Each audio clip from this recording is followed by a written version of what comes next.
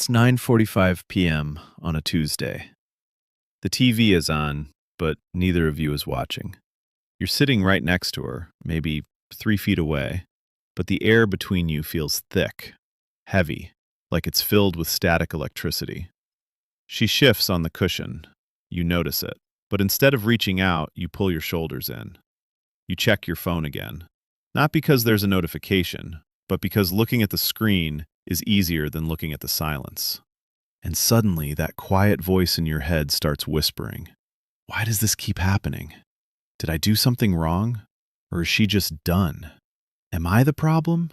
Or are we just over? If I say something, will it start a fight? So maybe I should just stay quiet." Here is the truth that almost no one tells you. The distance isn't growing because you stopped loving her. It's growing because your safety did. You aren't failing at love. This isn't a sign that you chose the wrong person. Every couple that has ever built something real has stood exactly where you are standing right now, staring at the back of their partner's head, wondering if the spark is gone for good. By the end of this video, you won't just understand why she pulls away when you need space. You'll know exactly how to bridge that gap without losing yourself.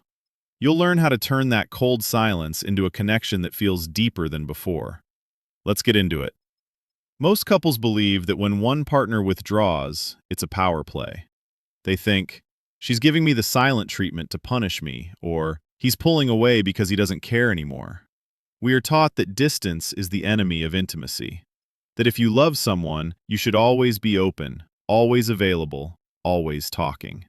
But the real truth is much deeper, and it's rooted in your nervous system. When safety leaves a relationship, the love doesn't disappear. It goes underground. See, your partner's nervous system is reading you long before their mind can catch up. When you pull away, whether it's physically leaving the room or emotionally checking out, her brain doesn't register, "He needs space." Her ancient, primal brain registers threat. It triggers a panic response. And here's the paradox. The more she panics and chases for reassurance, the more overwhelmed you feel, and the further you withdraw to protect your peace. What looks like stonewalling is usually someone who has been so emotionally flooded for so long that silence is the only protection they have left. And what looks like nagging or coldness is often a desperate, clumsy attempt to reestablish a bond that feels like it's slipping through her fingers. This isn't incompatibility. This is the anxious avoidance cycle playing out between two people who both actually want the same thing, to feel safe enough to be vulnerable. Once you see this dynamic not as a battle of wills, but as a dance of two frightened nervous systems, everything changes. You stop trying to win the argument, and you start trying to restore the safety. Here are the 5 specific things women feel when you pull away, and how to shift the dynamic from disconnection to deep, secure attachment. First, let's talk about the abandonment echo. Most people in relationships think that when a man pulls away, he is simply tired or busy. They assume it's logistical, but beneath the surface, what she feels is an echo of old wounds. For many women, emotional withdrawal triggers a deep-seated fear of abandonment. Not necessarily because you are leaving, but because the connection is leaving. Her nervous system screams, "I am alone." Imagine this. You've had a hard day at work. You come home, kiss her cheek, and go straight to your home office to decompress for an hour. In the disconnecting version, she knocks on the door 10 minutes later asking about dinner plans. You sigh, frustrated by the interruption. She leaves, feeling rejected, and spends the next hour stewing in resentment. But in the connecting version, before you close the door, you look her in the eyes and say, "Hey, my battery is at 0. I need 30 minutes of quiet to reset so I can be present with you. I'll come find you at 7.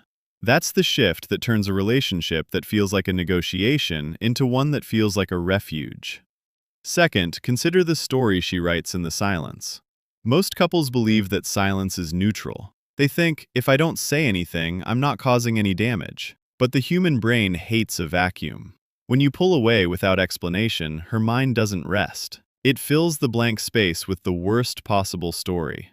This is where it gets really interesting. Her internal monologue isn't thinking, "He's resting." It's thinking, "He's bored of me. He found someone else. I'm too much." Not louder conversations, not more compromising, not scheduling a weekly check-in, but two people who actually feel safe enough to be honest with each other for the first time in years.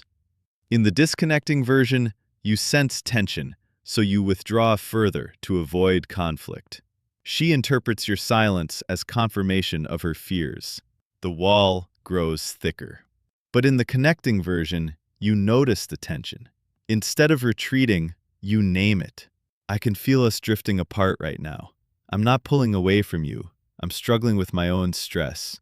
Can we just sit together for a minute?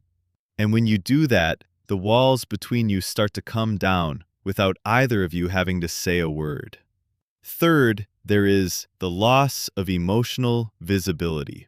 Most people in relationships confuse presence with proximity. You can be in the same room, on the same couch, and yet be miles apart. When you pull away emotionally, scrolling through social media while she talks, or giving one-word answers, she doesn't just feel ignored, she feels invisible. Intimacy isn't built in the big moments. It's built in the 30-second ones, when you choose to look up. Her brain is quietly registering, does he even see me? Or am I just part of the furniture? In the disconnecting version, she shares a small win from her day. You nod without looking up from your phone and say, "That's cool." She stops sharing. The flow of intimacy dries up. But in the connecting version, you put the phone face down. You turn your body toward her. You ask one follow-up question. Wait, tell me more about how that made you feel. That's when your partner stops feeling like a problem to manage and starts feeling like a person to come home to. Fourth, feel the weight of the burden of emotional labor. Most couples fall into a trap where one person becomes the manager of the relationship's emotional climate. Usually, when the man pulls away, the woman feels forced to step in and fix the disconnect. This is exhausting. It creates a dynamic where she feels like she is dragging the relationship forward alone. She feels the weight of maintaining the bond, while you feel the weight of her expectations. It's a lose-lose cycle. Here's the part no one talks about. She doesn't want to chase you. She wants to be pursued. She wants to feel that you are invested in the health of the union, not just your own comfort. In the disconnecting version, you wait for her to initiate date night, or conversation, or repair after a fight. She eventually burns out and becomes cold. But in the connecting version, you take initiative. You plan the date. You bring up the tough conversation. You say, "I've been thinking about us, and I want to make sure we're good." This isn't a communication hack. This is just what two emotionally mature people naturally do. Finally, understand the craving for safe vulnerability. Most men believe that pulling away is a way to maintain their strength or independence. They think vulnerability is weakness. But here's what nobody explains. When you pull away, she doesn't see strength. She sees a closed door.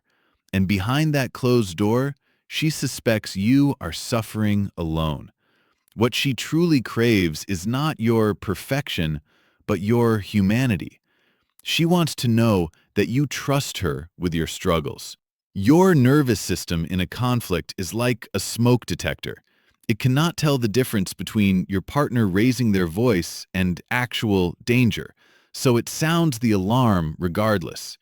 But when you lower the alarm by being vulnerable, her system calms down. In the disconnecting version, you shut down when you're stressed. She tries to pry it out of you. You resist. The fight escalates. But in the connecting version, you admit, "I'm feeling really insecure about work right now, and it's making me withdraw.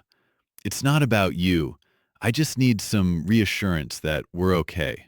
What's moving through her is, "I forgot how good it feels to be chosen." This isn't a checklist. It's an invitation to show up differently. And that changes everything about what's possible between you and the person you chose. When you internalize this, you stop reacting and start responding. You stop seeing her emotions as a threat to your peace and start seeing them as a bridge to her heart. And your partner will feel the difference before you've even said a word. These aren't tips for a better relationship. They're the beginning of becoming the kind of partner you always wanted someone to be for you. Real intimacy doesn't start when you find the right person. It starts when you decide to become one. If this resonated with you, hit that like button so YouTube knows to share this with others who are ready to break the cycle. And if you're ready to go deeper, check out the video on screen right now about how to repair after a fight without losing your dignity. Thanks for watching.